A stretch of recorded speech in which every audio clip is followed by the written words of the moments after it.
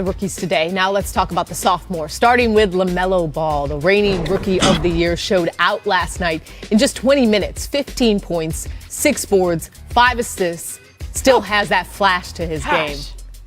I'm excited to see what he does this year, obviously. And then there's Tyrese Halliburton, who is coming off his own impressive rookie campaign. He dropped a cool 11 points last night and a game-high plus 15 in sacks win over Phoenix. And then there's Anthony Edwards. He wasted no time reminding us what he can do. Just 2 minutes into the game, we saw this, the steal, the flush, and the attitude. A lot of people in Mini are excited about Ant and excited about his post-game press conferences as well. But speaking of preseason dunks, guys, let's run it back to the best preseason dunks of all time. Number 5, Jeremy Evans blocks Rodney Terry. Dunks all over him. Perk. Ooh. Jeremy Evans always looks like it hurt him. That's a good one. You can't have any type of dunk countdown without Vince Carter. Oh my gosh. Up and under in preseason. That is way harder than it looks. Everything you know. That was way harder than it looked. The shimmy? Woo. Dang. Exactly. Number 3, 2000. More Vince, of course. Preseason. He's doing this in preseason. Greatest in-game dunker of all time. I mean, in Chapel Hill, too. Low. You knew he was going to put on a show there, too, in old it. stomping grounds. Number 2, 2003, Gerald Wallace. I almost don't even recognize Wallace there.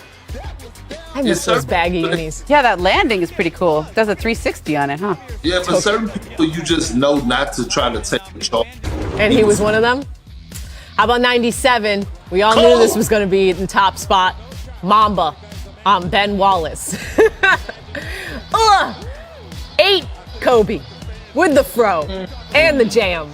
Slam dunk champ his rookie year. Ooh, I missed that man. Crazy. You can do that, right, Perk? See it? You can still. Statue of Liberty dunk. No. I see it. Maybe on your kids' hoops. That's okay. Perk, I do want to talk a little bit more about the sophomores that we went over at the beginning of the segment. Who do you think will have the best season this year? You know how I feel about LaMelo Ball. I feel like he's bringing, whatever back to that area, some good light and atmosphere. I'm going with Anthony Edwards, the Ant-Man. Look, I was high on him last year.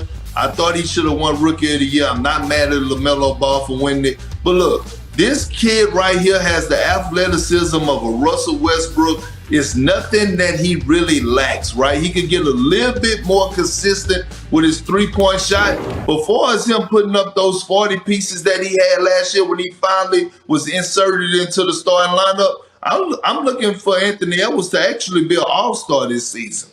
Ooh, I mean, I was going to say Anthony Edwards as well. I don't know if I'll go all-star this season just because how good the West is and how good the backcourts are there. But Anthony Edwards in the second half of the season, especially after the all-star break, when he really got comfortable in Chris Finch's new system, Chris Finch looked at the way they had been playing, the way Anthony Edwards had been playing, and said, look, we don't need you to dribble as much as you do. We need you to stand there and make threes, but just get to the basket and do the things that you do great already. And people forget Anthony Edwards reclassified. So he should really be a rookie this year. He's younger than most rookies, so he's already that big and physical at his age. He's going to get bigger and faster and more. I mean, I like the Westbrook comparison athletically because I don't think he's even close to what he's going to be in another couple of years. So you both think that Anthony Edwards is going to have the best season of the sophomores, but Perk, who do you think has the most to prove this season? It's James Wiseman, right? The number 2 overall pick.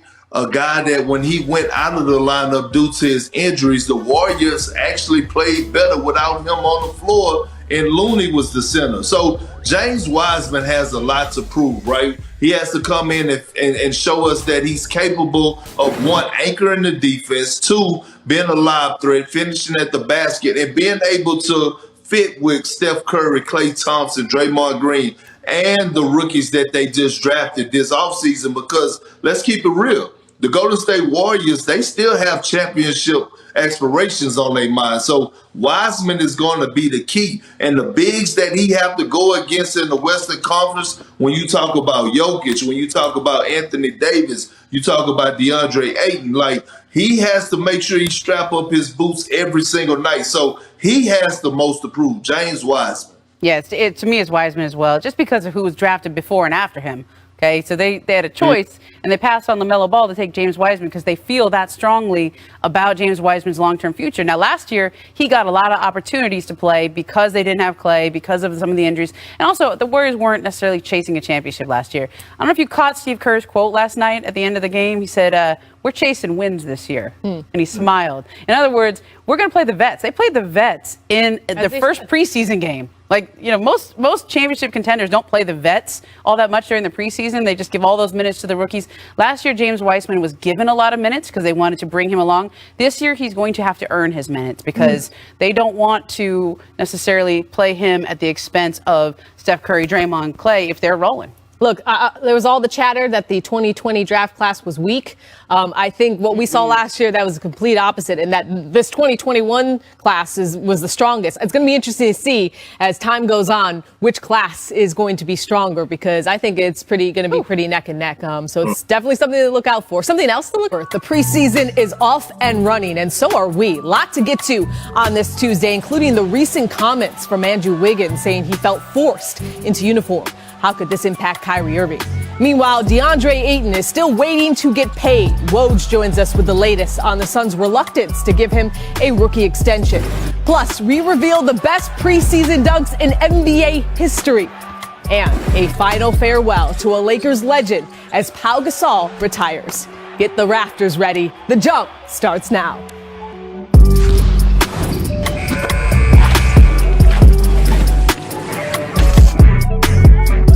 Kicking things off strong, we have Ramona Shelburne and Kendrick Perkins joining us for the next hour. And guys, we'll get to you in just a bit, but we begin with the contract talks between Phoenix and their star big man. DeAndre Ayton is coming off 3 straight seasons, putting up at least 14 and 10, and was a key part of the team's finals run last season. The 23-year-old is eligible for a 5-year, $172.5 million extension with escalators that could reach $207 million. But they've yet to reach an agreement with an October 18th deadline looming. Now joining us with the latest, Adrian Wojnarowski. And Woj, what can you tell us about where the contract talks are at this moment? Cassidy, those contract talks between DeAndre Ayton and the Suns are stalled. He wants a max contract, believes he deserves a max contract, #1 overall pick in 2018, and you've seen him, steadily get better, a dominant player on both ends of the court for the Suns, and his intentions are not to accept anything less than that full max. And right now, Phoenix and I think Robert Sarver, that organization is essentially telling them, we don't think you are worth a max contract. Now, these are negotiations, and there are 2 weeks left. October 18th is the deadline for rookie extensions. And you've seen players like Luka Doncic, Trae Young, Michael Porter Jr., Shai Gilgeous-Alexander, as part of that 2018 draft class, get maximum contract extensions. And there was an expectation around the league that DeAndre Ayton would already have this done. But Phoenix and Robert Sarver, who has had a history of people questioning his commitment financially and otherwise to building a sustainable winner. This is a team that got to the NBA Finals last year, and now they've got 2 weeks left, or they face the possibility of going into this season and maybe having some acrimony with their star young player and the relationship he built with Monty Williams over the last couple of years, which has really been a big part of his development, have a lot of those things tested without an extension in place. Okay, so without an extension, just further detail for me the implications of him not signing the rookie extension before the October 18th deadline, specifically for Ayton. Well, he could become a restricted free agent next summer, which means the Suns could match any offer and keep DeAndre Ayton. But as an organization, you don't want it to come to that, because that creates, acrimony with the player. It creates mistrust, and also Listen, DeAndre Ayton could sign his qualifying offer next year and get paid $16 million for the season, and then in the following year become an unrestricted free agent, which is a nightmare scenario for Phoenix. And so they've got a couple weeks here to figure this out. But DeAndre Ayton's intentions are, and his representatives, that he's going to get a max contract, whether he gets that from the Suns before that October 18th deadline, or he gets it next year, either with Phoenix or another team. Quickly, forward Mikal Bridges also eligible for the rookie extension. What can you tell us about his status? Yeah, Mikal Bridges is an important young player on this Suns team. Really one of the best overall young players on that Suns team. And again, they've had talks with Phoenix. They're not there yet on an extension. And these are really the two cornerstone players, along with Devin Booker. When you look forward to this Phoenix organization post Chris Paul, who'll be 37 years old this year, it's imperative for Robert Sarver to have both these players locked up. And Mikal Bridges is another player. There's going to be a lot of interest in the marketplace if he has to go into restricted free agency. I think people see him as a $20 million a year plus player. Absolutely. For more on Woj's reporting on this story, check out his article on ESPN.com. Thanks, Woj. Thanks, Cass. All right, look, coming off of his best argument for the extension after a solid regular season last year, Ayton increased his points, rebounds, and field goal percentage during the playoffs while playing over 36 minutes a game. We now bring back Perk and Ramona. Perk, what are your thoughts on the contract negotiations between the Suns and Ayton right now and where they stand? It's disturbing to me, okay? And here's why. The big man never gets the love that they supposed to. They always get underappreciated. And for the simple fact that, look, we understand Luka Doncic and Trae Young, they're in a different atmosphere right now for us, them making all-star games, all NBA teams and things to that nature. But when you start to dive in, Shai Gilgeous-Alexander and Michael Porter Jr., look, both of those guys deserve that money. But both of those guys haven't made an all-star team. None of those guys made an all-NBA team. And when you look at the body of work that DeAndre Ayton put in, just in the postseason alone, and I take you back to the Denver Nuggets series, where, to me, he outplayed the MVP of our league in Jokic, right, and on both ends of the floor. And so I'm looking at the Phoenix Suns. By the way, I love James Jones. We call him Champ. I think he has done a tremendous job in the front office as a general manager. But DeAndre Ayton has earned his money. And here's another point. The Phoenix Suns didn't hesitate to pay Chris Paul $100+ million at 36 years of age. Here it is. You have your number one pick, who showed you he's capable of being one of the best young bigs in the league, and now you're hesitating to give him the bag? No, that's not how it works. Give the man his money. He deserved the money, and he's a guy that's going to go out there and get you 20 and 10 a night along with 2 blocks.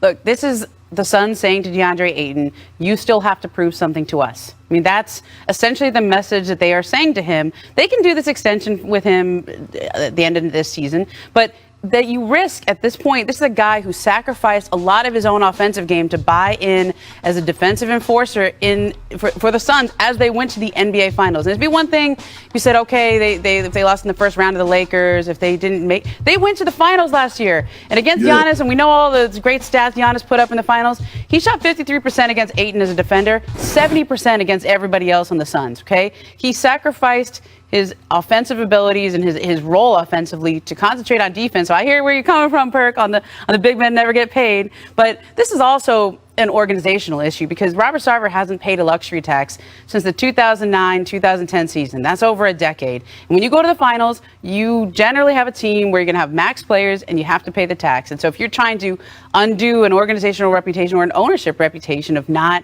paying top dollar for contending teams, and we go back all the way to Joe Johnson in 2005, like those Steve Nash, Joe Johnson, Sotomayor, like those teams, when you go back in Suns history, it's not hard. It's not hard. Make, miss. It's a make or miss league, baby. That's it. That's it. It's so That's it. dismissive. All right, make distance. The Young Guns for showing off their range last night. Jalen Suggs, Cole Anthony, all hitting from 30 plus. Ramona, thought to be the norm with the new generation. I think so. I mean, I like this new young generation. They wear short shorts and they shoot long shots. That's cool. I like it. There's all the young kids. I'm just mad because I'm not in this generation. Although Doc Rivers and Scott Brooks didn't even allow me to take a 15-footer. Right. I've seen you launch them sometimes. I want to see it first. Look at that. Post-retirement. Now, Jordan Poole was good last night, by the way. It was just 7 threes. I'm still thinking about Ramona's bar she just dropped. true. Miss distance.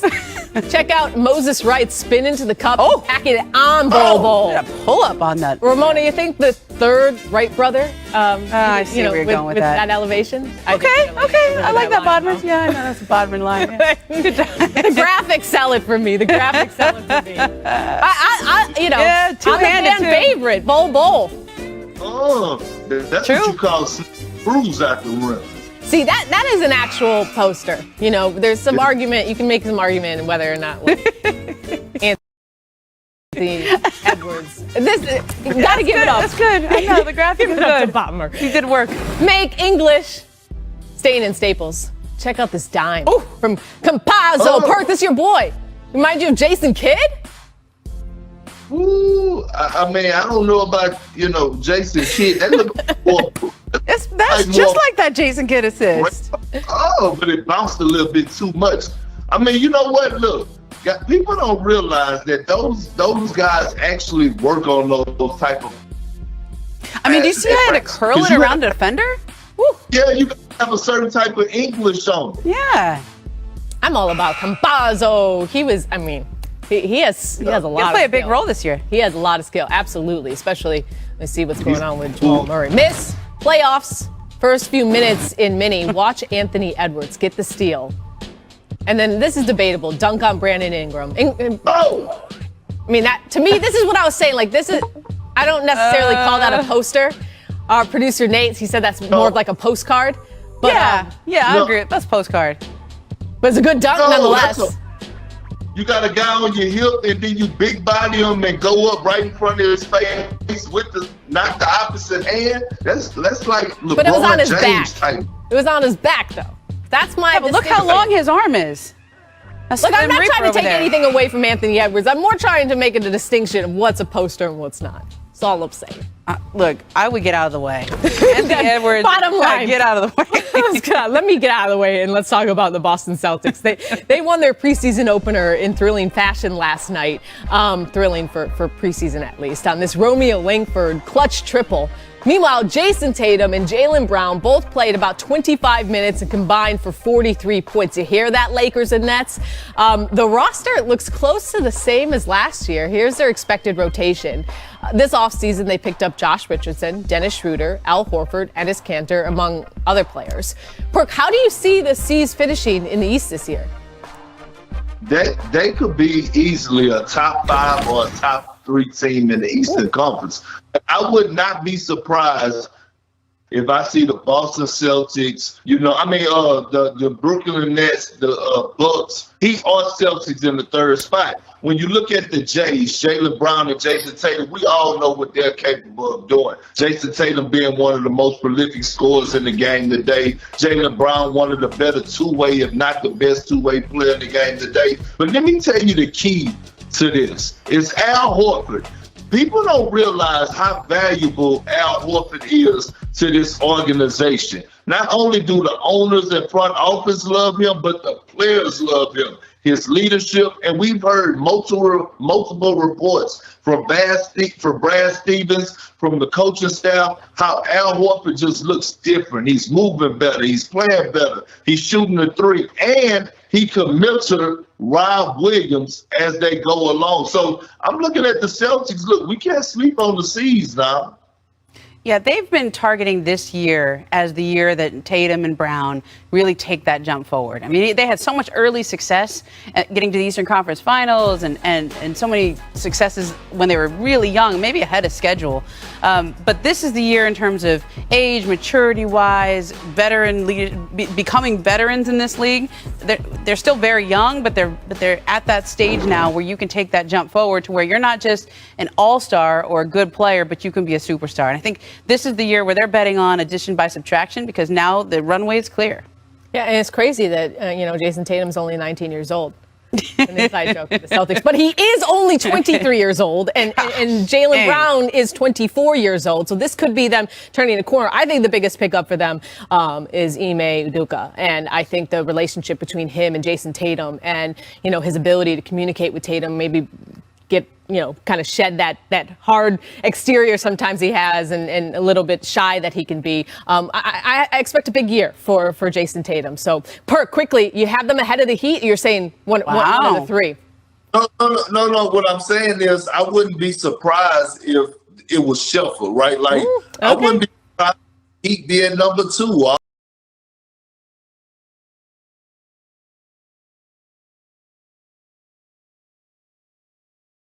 Today. And what can you tell us about Kyrie Irving's status with the Nets now that the team is back in New York? Cassidy, this was a question we all wondered when the Nets went to San Diego for training camp. Kyrie Irving was able to practice with them, but they returned to Brooklyn this week. And today, Kyrie Irving was not at practice. Head coach Steve Nash had to answer plenty of questions about his starting point guard. No further update. We support him. We're here for him, and if things change and there's a resolution, we're here for him. Are you worried about the fact that you may not be able to have a full practice with your full team before the regular season?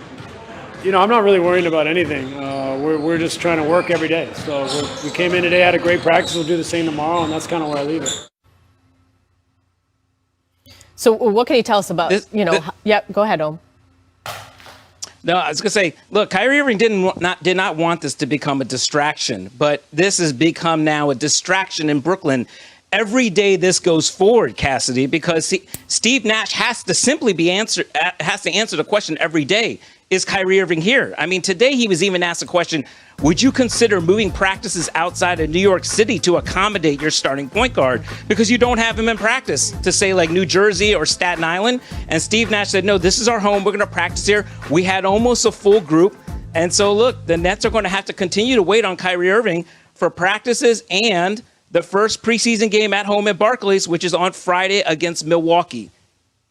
Very interesting stuff. Not only are they going to have to be, dealing with all the questions, you're going to have to continue to ask the questions while we try to figure out the answer to the situation around Kyrie Irving. Thank you so much, Om. Thank you.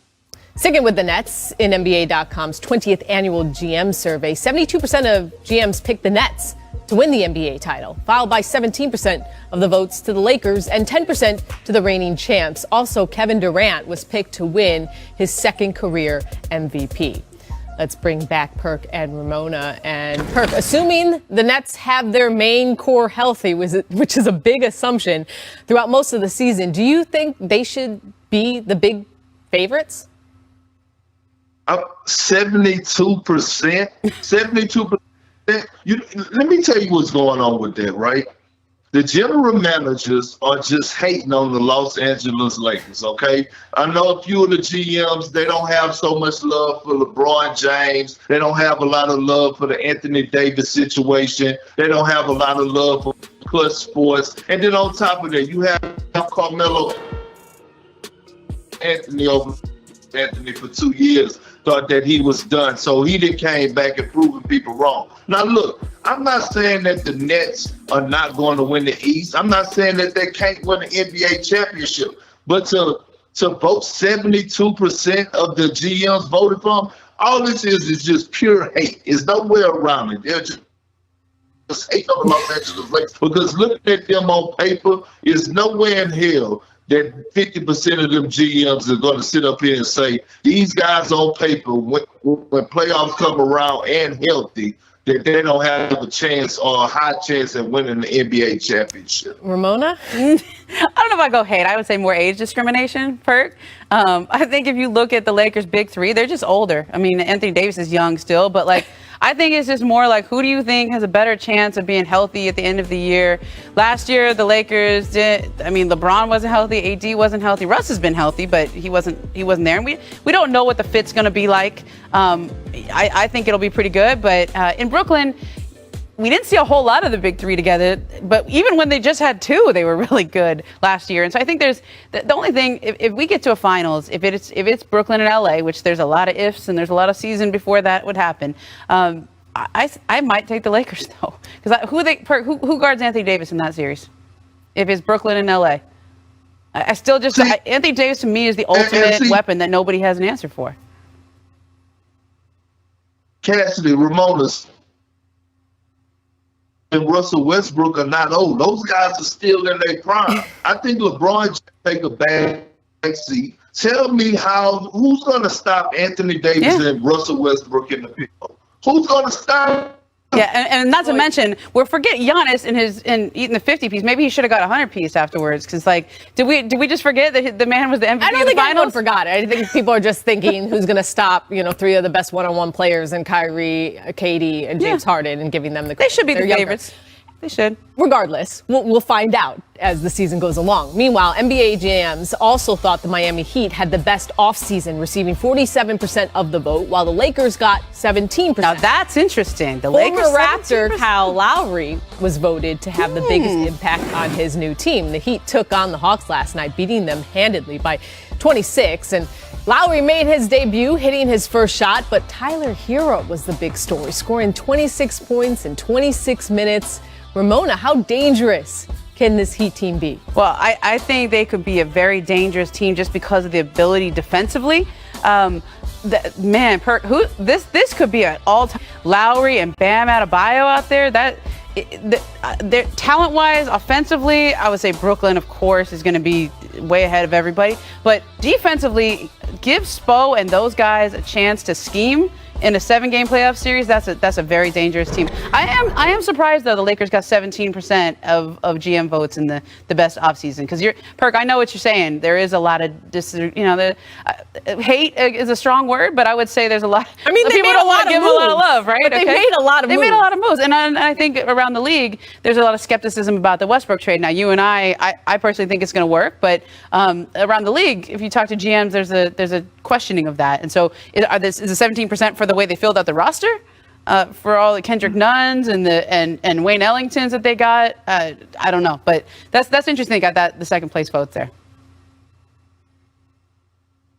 Miami Heat are my sleepers, my dark horse to actually win the championship. Mm-hmm. Oh. This is a team two years ago that went to the finals, and now you add a veteran floor general in Kyle Lowry, a guy that brings everything to the game of basketball.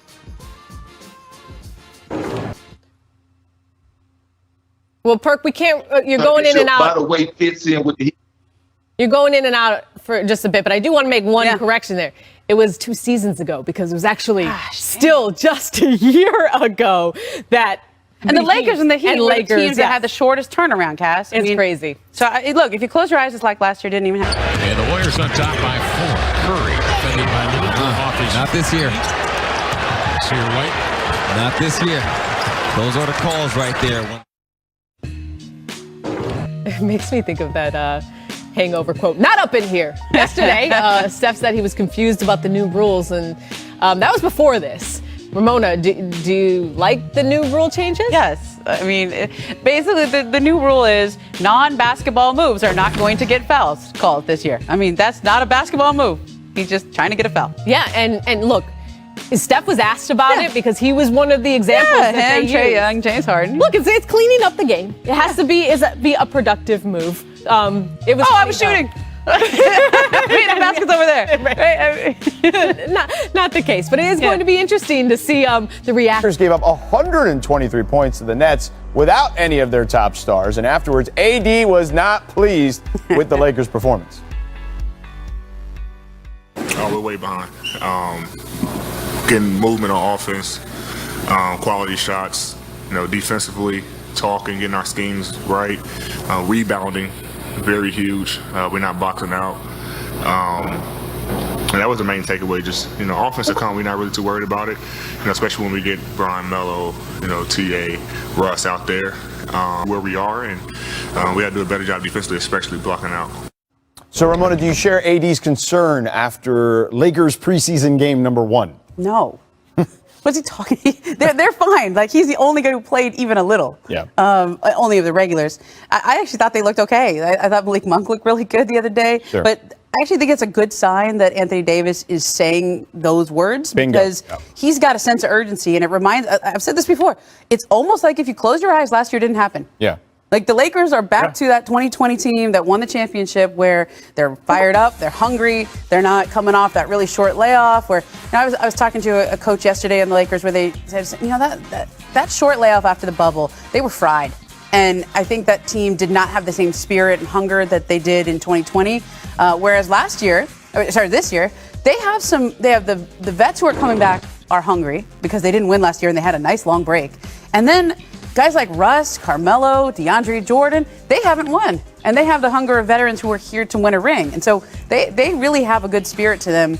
Anthony Davis is right in that they look behind. But look at the schedule coming up for the Lakers, okay, George? Their first 10 games, I went through to look at the schedule, and that looks like a team that could easily start 9-1, 8-2. Mm-hmm. Look at the schedule. Yeah. Okay, the first 3 games, those are tough games. So let's say they go 2-1 in those 3. Yeah.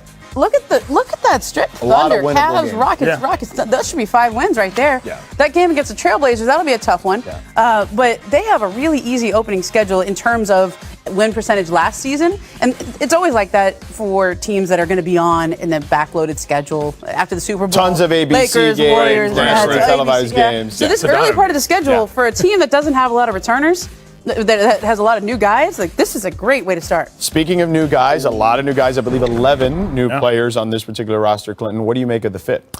I'd like to see them play a little in the preseason. I mean, honestly, I understand that the schedule is soft and so on and so forth, but we still don't really know. And it's a little confusing. AD says nothing's going right. LeBron says the practices have been better than ever. So how about we get a product together on the court so we can at least have an idea of what the big 3 is going to be, or +1 is going to be. And look, I'm not really certain that that'll happen in the preseason, but I'd like to see it happen once. Give me a quarter. Give me a half. You know what I mean? I think it will. Show me what it looks like. How much are we going to see? I'm wondering because, if AD's saying this now and LeBron's saying this then, I'm as excited as I've been to see this Laker team in a long time because of exactly what you said. They seem to be aligning. I would expect, and Ramona, you tell me because you've covered this team a lot longer than I have, I expect them to probably play a couple of games, 2 or 3 games together, a few minutes here and there, and then that last one, everyone will basically take off again. But those last, I guess those 3 or 4 last games, they'll play 2 or 3 of those. Look, I don't think AD and LeBron or Russ, they don't all need to play together in the preseason games. They play plenty in practices. What the Lakers are trying to get out of this preseason is to see which one of the role players that they signed. Kendrick Nunn, Wayne Ellington, Halen Horton-Tucker. He was there, right? He's not paid like a role player, okay? He's going to be a big player for them. They want to see which of those guys is shining. They want to get a feel for those guys. And you saw some big minutes for DeAndre Jordan, for Dwight Howard yesterday. They're putting the rest of the team out there to see what they have in a lot of the new guys. And so LeBron, AD, it's nice that AD played a quarter. He doesn't need to. After that, we'll see. We'll see. They're fine. No big deal. All right. Meanwhile, the Nets beat the Lakers so decisively on Sunday that AD is questioning where his team is at already. And we'll go through the best images of the NBA season with historic NBA photographer Andrew Bernstein.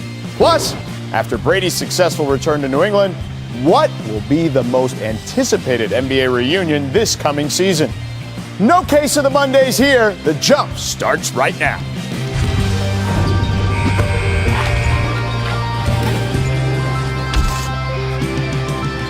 Hey, what's up, people in the studio with me? How about that? Here and here and We're joined in studio by ESPN NBA reporter Ramona Shelburne and the Undefeated's Clinton Yates. Thank you guys for hanging out, of course. Yeah. And yes, there was actual NBA basketball on Sunday. Without Russ and LeBron, the Lakers took on the Nets without KD, Harden, and Kyrie. The Nets won easily, but the focus stayed on what Kyrie's availability could be when Brooklyn's season begins in a couple of weeks.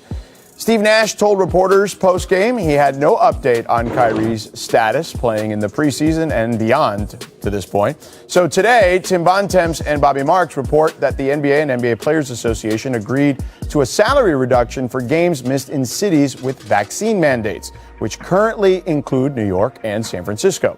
According to their sources, players will lose just over 1% of their salary for each game missed. For Kyrie Irving, that would mean nearly $381,000 per game if he misses a home game. Ramona, will this agreement with the NBA PA alter Kyrie's outlook?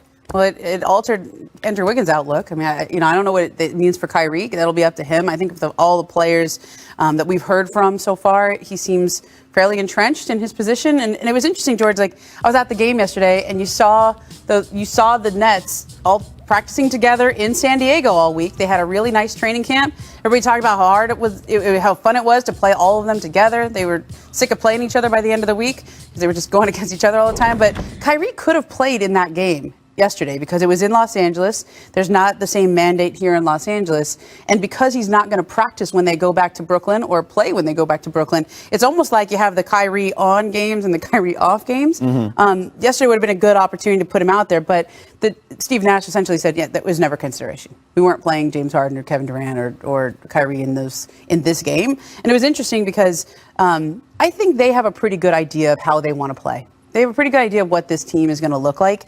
The question is it going to look like that for half the season?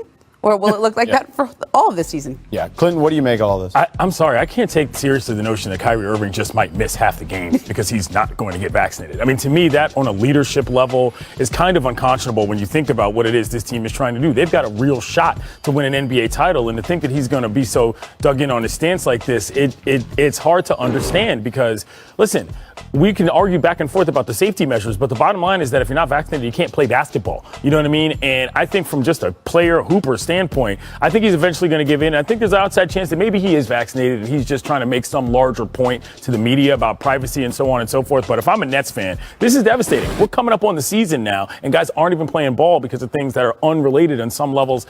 Hate to see it. And right now, George, it's LA and it's San Francisco and New York, but the expectation around the league is that that kind of mandate could go into other markets as well throughout this year. So we're talking about how, and I mean, it's a funny irony. It's not funny for the teams or the players involved, but theoretically, Kyrie could play when they go through San Francisco because he'd be a visiting player, but not in Brooklyn, okay? Because it only affects the home players. But I think the expectation is that that is going to be more of the norm as this season goes on. And so we're talking about half the home games because he plays in New York and there's a government mandate there. But that could expand. Yeah. How do his teammates feel about this? Do we have any sense, or the coaching staff and the organization? Look, when Steve Nash answered that question, it was less than 3 seconds. Yeah. I don't want to talk about this. I don't have anything there for you on it. They don't want this to become a distraction, even though it is. You could not want somebody to be a distraction, and it's a distraction. But they're doing their best to just move along and play the way they play the way they're going to have to play, regardless of whether he's there or not. But I really got the sense when they were down in San Diego, they went to Joe Tsai, the owner of the team. He has a house down in La Jolla. They went and had a team bonding experience. Right. They've got to do things as a team this year because the rules are so much more relaxed in terms of COVID protocols that nobody got to do last year. And I think they have been able to build a sense of camaraderie, even despite Kyrie not being able to play at home or practice at home. I would say it's a little bit more than a distraction at this point. You know what I'm saying? It's a legitimate availability thing that affects whether or not this team is going to be able to win going forward. I think distraction is a massive understatement. Let's move forward here after an opening week of camp where Andrew Wiggins explained his reasoning to not be vaccinated. Steve Kerr confirmed Sunday that Wiggins is now vaccinated and expects to be clear to play home games once the season starts in San Francisco. Golden State's home opener is against the Clippers, October 21st on ESPN here. And Clinton, is this a matter of money overcoming concerns for Wiggins? What do you make of it? I think this is a guy who just kind of grew up on this one. You know, we saw a couple different things in terms of him coming out in the public and stating his thoughts on what was going to happen. And then he tried to sort of sneak that religious exemption by and got roundly mocked by a lot of people in public, and then came to a decision that, once again, I think was a basketball one. When you saw what Kerr said, he just said, listen, I don't want to talk about this anymore. You know what I mean? Just like Steve Nash. It's like, can we get this over with? But again, the power of pressure in certain matters, and in this case, public health, I think really affected him. You know, he's a guy that was an everyday player for him, a durable guy. But when you come out there and try to act like that, and then everybody says, says, listen, man, this is not what you're going to do. This doesn't make sense. Change his mind, and I think it's a healthier decision. I hope that works out for the Warriors. George, in the NFL, they reframe the issue of vaccination as availability and accountability to your teammates. And I think when I heard Wiggins talk last week, and he said it was my decision or my problem, not yours, and it felt like it was very personal for him in the sense that he didn't want to do something he didn't want to do. But if you reframe that, and I think that's how his Warriors teammates were talking about it, is we need you, man. Right. We need you out there. And are you available to us or not? And I think the more the NBA goes in this direction, the more you'll see some of, you saw even last week, it went from 90% of players who had got at least their first shot to 95. Right, Woj reported that. Yeah. There's going to be that trickle. 95% of players have been vaccinated. Yeah, at least the first shot. Not fully vaccinated, but at least the first shot. And it's going in that direction. And look, there's a nice way to do it where you incentivize people. Like they're not testing every day.